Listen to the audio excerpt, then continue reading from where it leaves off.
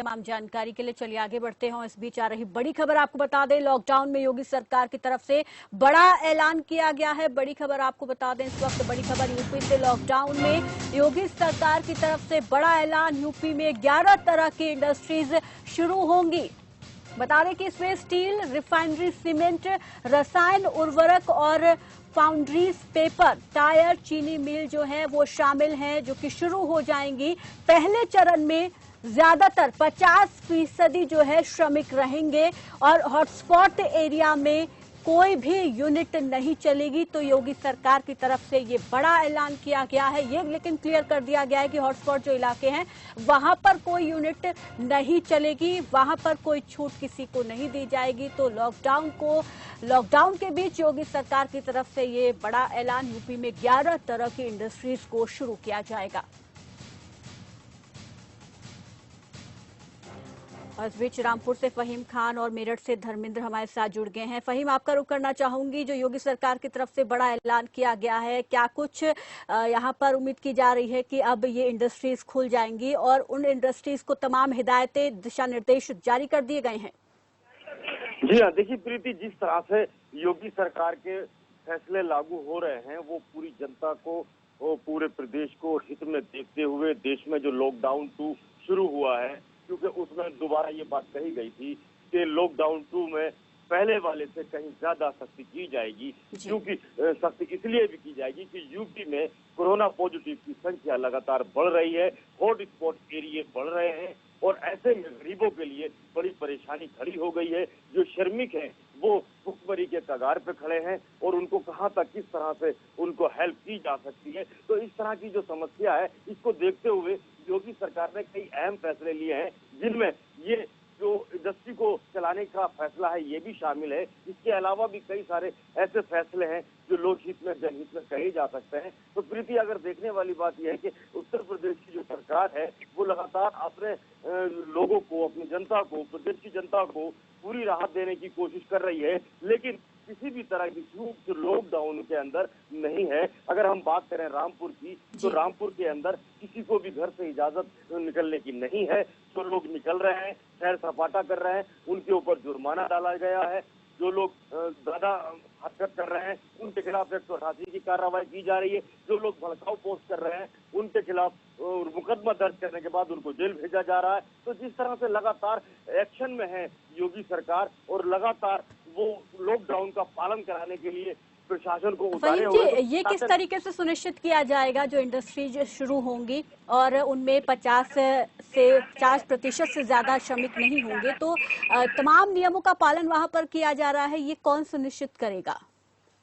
जी हाँ, देखिए, जिस तरह से सोशल डिस्टेंसिंग है जी, तो उसमें 50% इसलिए लिया जा रहा है कि जिस जगह पे 4 और 6 लोग या श्रमिक खड़े होते हैं उस जगह पे 2 खड़े हों और उनकी सोशल डिस्टेंसिंग का जो एरिया हो वो कम से कम 2 मीटर हो। इसलिए जो उसका रेशियो निकल के आएगा वो 100 नहीं आएगा बल्कि उसका 50 आएगा, यानी कि जो 50% श्रमिक है वो उनसे कवर किया जाएगा। और सोशल डिस्टेंसिंग इसलिए रखी जाएगी कि कहीं कोई दिक्कत और खड़ी ना हो, तो यूनिट भी चल जाए, फैक्ट्रियां भी चल जाए, श्रमिक का पेट भी पल जाए। तो दोनों तरफ देखने की बात है कि योगी सरकार ने दोनों को बैलेंस किया है कि इधर श्रमिक का पेट भी पलेगा, उधर उत्पादन भी होगा। क्योंकि अगर उत्पादन पूरी तरह से लगातार ठप कर दिया जाएगा तो देश की अर्थव्यवस्था, प्रदेश की अर्थव्यवस्था पूरी तरह से चरमरा जाएगी और उसको रोक पाना और सरकार के क्या बस का होगा। इसलिए पहले से दूरदर्शिता का ये परिणाम है, ये सोच है कि ये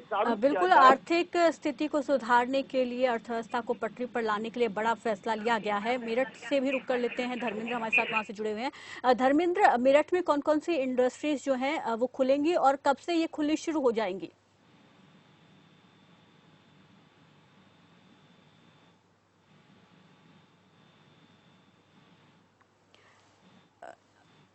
धर्मेंद्र से हमारा संपर्क फिलहाल नहीं हो पा रहा है। फहीम जी, आपसे हम जानना चाहेंगे ये कब से शुरू हो जाएंगी इंडस्ट्रीज और कौन कौन सी इंडस्ट्रीज जो है रामपुर में खुलने वाली है? देखिए, रामपुर के अंदर जो सबसे बड़ी इंडस्ट्री है वो है रामपुर डिस्टिलरी। रामपुर डिस्टिलरी अपने आप में बहुत बड़ी फैक्ट्री है, एशिया में उसका नंबर आता है, नाम आता है। दूसरी और बहुत छोटी छोटी इंडस्ट्री है, गन्ना मिल में पेराई चल रही है, उसके अंदर भी श्रमिकों की कमी थी, वहां भी पूरे होंगे। तो जिस तरह से ये फैक्ट्रियां चलेंगी तो लोगों को रोजगार मिलेगा। और रामपुर के अंदर की मैं बात करूं तो यहाँ सारी ही फैक्ट्रियां पूरी तरह से बंद थी। बहुत बड़ा यहाँ नेटवर्क है फैक्ट्रियों का जो पूरी तरह से बंद था। उनमें ये जो टेक्सटाइल के बराबर से मिलें हैं और मेंथा ऑयल की फैक्ट्रियां हैं, दाना बनाने वाली फैक्ट्रियां हैं, और जो शराब फैक्ट्री है जो रामपुर की बहुत मशहूर फैक्ट्री है जो लगभग रोजाना 5 करोड़ रुपए का राजस्व देती है। अपने आप में ये बहुत बड़ी बात, पहली बार सुन रही होंगी आप कि ऐसी भी कोई फैक्ट्री है छोटे से जिले में जो 5 करोड़ रुपए का रोजाना राजस्व देती है। तो इस तरह की जो फैक्ट्रियां हैं ये चालू हो जाएंगी और इसमें 50% जो श्रमिक हैं वो कम से कम काम पे वापसी लौट सकेंगे। तो एक तो घर का लोड कम होगा, बिल्कुल लोगों को काम मिलेगा और कहीं ना कहीं यहाँ पर राज्य जो है रेवेन्यू भी जनरेट कर पाएगा, जो कि फिलहाल अभी नहीं हो पा रहा है कोरोना के चलते, और अर्थव्यवस्था इससे काफी ज्यादा प्रभावित हो रही है। शुक्रिया फहीम खान हमारे साथ जुड़ने के लिए, तमाम जानकारी के लिए। मेरठ से रुक कर लेते हैं, धर्मेंद्र हमारे साथ वहाँ से एक बार फिर से जुड़ गए हैं। धर्मेंद्र, मेरठ में कौन कौन से उद्योग खुलने वाले हैं, कब से शुरू हो जाएंगे? देखिए प्रीति, मैं आपको बता दूं, अभी मेरठ में वही कंपनियां, वही उद्योग खुलेंगे जहां जिनकी वजह से मेरठ में के लोगों को सबसे ज्यादा दिक्कतें आ रही हैं। और मेरठ में रोजगार की कमी जहां तक लोगों को आ रही है, लोगों में अगर कोई भी कंपनियां यहाँ पर खुलती हैं तो समझ लेना कि मेरठ के लोगों में एक खुशी की लहर होगी कि लोग अपने घरों में बिल्कुल बंद हैं। कम से कम जिनका रोज की रोजी रोटी से, रोज के कमाने से ही उनका चूल्हा जलता था, शायद उनको बहुत बड़ी राहत होगी। और ना अगर कंपनी की बात करूं तो जो जरूरतमंद कंपनी होंगी, फिलहाल तो सारी कंपनियां मेरठ से बंद पड़ी हैं, लेकिन जो जरूरतमंद कंपनियां हैं, ऑयल जैसी कंपनियां हैं, जैसे और भी जो कंपनियां हैं जो मिनिमम रोज में यूज होने वाली चीजें हैं, पूरी ही कंपनियां खुलेंगी। और सबसे बड़ी बात यही रहेगी कि अब देखना है कि कब तक शायद इस कंपनियां खुल जाएं, क्योंकि योगी सरकार का एक बड़ा फैसला आया है। इस फैसले को देखते हुए मेरठ के लोगों में एक उत्साह है कि उनको घर से बाहर निकलने का मौका तो मिलेगा, लेकिन उनको अपने रोजगार पे भी वो जाएंगे। इतने दिनों बाद रोजगार पर दोबारा जाना